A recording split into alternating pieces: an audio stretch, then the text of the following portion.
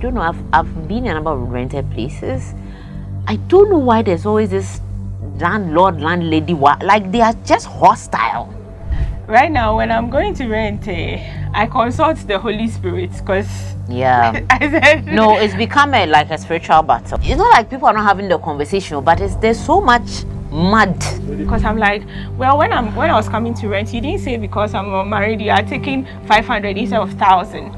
I counted the money and gave it to you. So what has me not being married got to do with I think rented them was the one that led to the fight between my landlord's wife and myself, where she smashed my glasses, she hit me, pulled my earrings. Oh, it was physical? That's why I took them to court, by the way.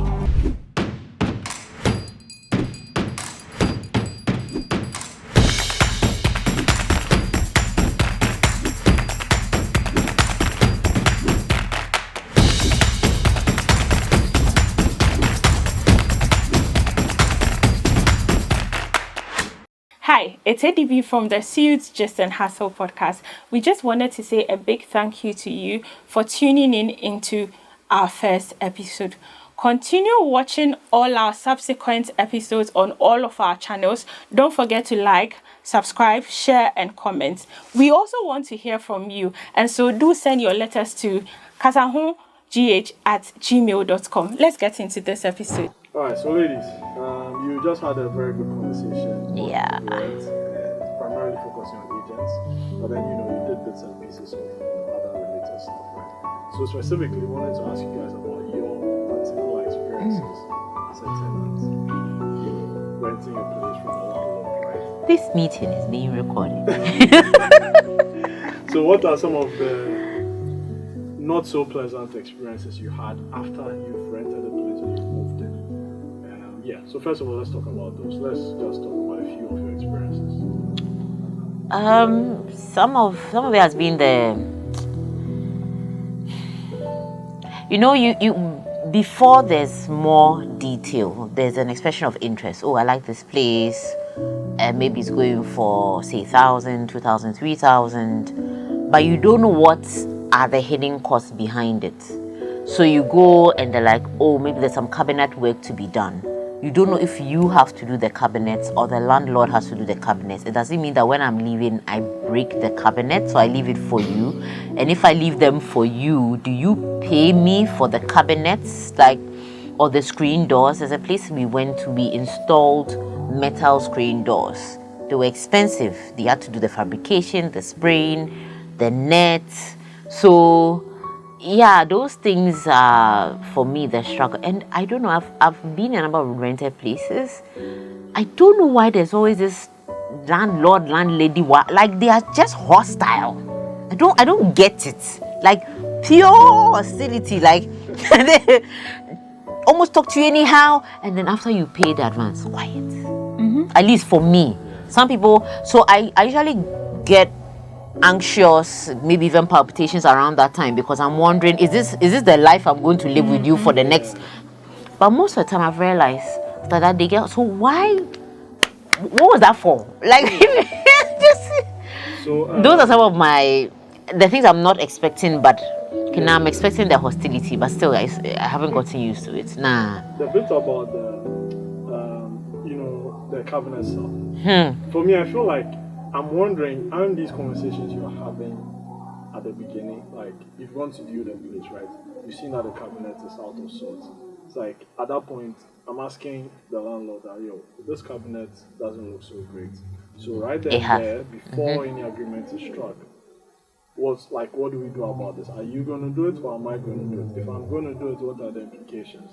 Because obviously you are benefiting from this contribution, even though I'm going to be living here for a while. Yeah. Right? So I feel like I'm assuming that those conversations are conversations that should be had when you get what I'm saying? When you're like in the negotiation discussions and stuff.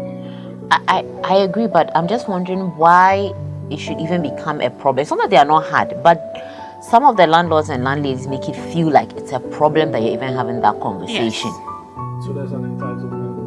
I think it's like that. Like if you want And hey, when you came, you saw that the cabinets were working. The thing they may even have had it then that the cabinets you have to face. Okay, we'll share the cost. Then when you come, aren't you the one going to use it? Or now they won't bring their person, or they'll say the wood you've chosen is too expensive. It's those muddied. It's not like people are not having the conversation, but there's so much mud. It depends on the person. It really is a person. I had a landlady who insisted on the kind. In fact, almost all of them have insisted on the color of the room. I've also had experiences, not personally, but with people who have rented out their places. Say you can paint whatever, when you are leaving, paint it back. So it's at what point does it end and when does it start? It's a little weird. And just to touch on your second thing with the hostility thing, I think a lot of landlords, I'm not obviously, that's not me defending them, but I just think that's a function of human nature that when you basically battled with a lot of tenants, or tenants, or when you've constantly had a relationship of back and forth with multiple people. Let's say that this person has been renting their place out for 10 years. Right? Back and forth, so still So ADB, still So for them, as human beings, naturally, a lot of people don't have that self-awareness that, I need to switch up for every person that comes. You understand? They just feel like they are wary from the constant, experience of back and forth with different tenants. So everybody that comes is like, whatever. You see, but under all circumstances, you should have that self-awareness that, this is a new person coming in. I'm about to develop a new relationship with this person. Know you. So therefore, you don't know me. Exactly. So that's me expecting too much. So anyway, ADB, how are you? This is the way she's composing herself. I just had to do a deep in, breathe in, breathe out. Because so mine was obviously paid everything, insisted that I didn't want to share my prepaid with my landlord and his family. And he said, no problem, just pay the money, we will get you a meter, paid everything, no meter, nothing. And the light became an issue because obviously I lived alone, he lived with his families, but some way, somehow, they still felt like I needed to take a large chunk of the prepaid cost. And it was so funny because there were months where there were weeks where I'll be away from home and they will still insist on, to the extent that there was a time I was away in Kumasi, and usually when I'm away I let my kid brother go and sleep in my room because my mother thinks it's unsafe to keep the room just there, and they disconnected my lights, right? So when my kid brother went, my fridge had defrosted and the water and everything was in the room. And hi, I hope you are enjoying this episode. Wait, you haven't subscribed yet and you are watching and you are comfortable, I beg you.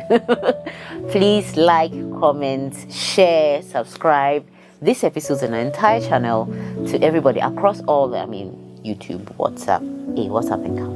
Yeah.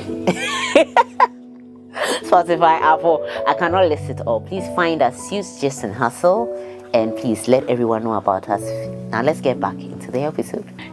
How did they disconnect? So because it's connection, so they can just remove your line. Yes. But what was the point of that one? I think I can give you his number so that you can. And it didn't happen just once. It happened a couple of times, and the last one that happened that I confronted them was the one that led to the fight between my landlord's wife and myself, where she smashed my glasses, she bit me, pulled my earrings. Oh, it was physical. That's why I took them to court, by the way.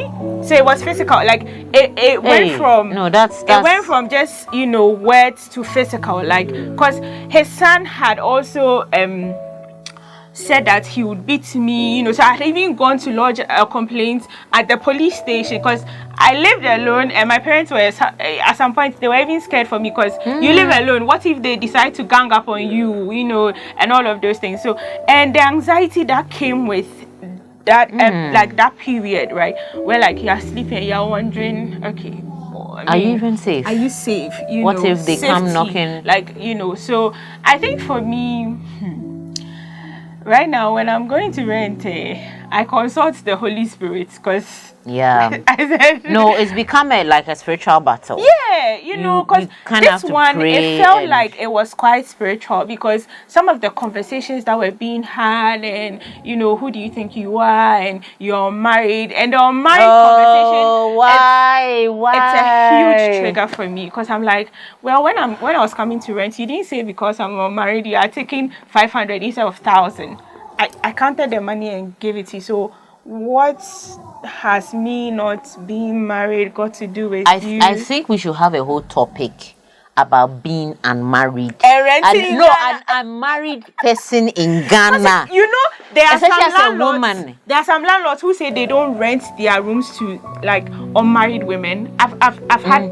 I've heard of that before. Yeah. They don't. Some say they don't want a stream of men coming in and out that they don't know. At least if you're married, know that your husband is one or something. But even for me, the general unmarried thing, the way it seeps into work, Everywhere. Every aspect. Like if I go to a market and someone will tell you that I won't worry. Like you are not like, how is it that we are buying your wares, tomatoes, and you are bringing our husbands inside? There's so much entitlement over unmarried women, and I have been married for a while, but I can still feel how upset I've been. This one. I won't worry only about the sick. How dare you?